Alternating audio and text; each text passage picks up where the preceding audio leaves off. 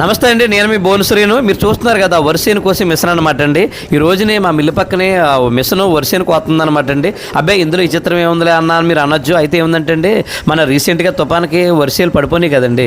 పడిపోతే అనుకున్నాను, అయ్యో ఈ మిషన్లు కోయడం కుదరదు, మనుషులే కొయ్యాలి, కూలీలు ఎక్కువైపోతాయి, రైతులకి చాలా ఇబ్బంది, నష్టం కూడా కలుగుతుందని అనుకున్నానండి. అయితే ఏముందంటే ఈ రోజు నేను పైనుంచి చూస్తుంటేనే అక్కడ వరిసేను మిషన్ కోతుందనమాట. అయితే చూస్తున్నప్పుడు ఏంటంటే పడిపోయిన సేను అనమాట. అది మొత్తం నేలకు అంటిపోయింది అనమాట సేను. ఆ నేలకు అంటిపోయిన సేను కూడా మిషన్ చాలా సునాయాసంగా కోసేస్తుంది. అప్పుడు అనిపించింది, అయితే నేను ఇంకా పొరపాటు పడ్డాను, నేను రైతులకి చాలా ఇబ్బంది కలుగుతుంది అనుకున్నాను. కానీ ఇబ్బంది ఏం లేదు. మిషన్లు అయితే మాత్రం పడిపోయిన సేను కూడా చాలా నీట్గా కోస్తున్నాయి అనమాట అండి.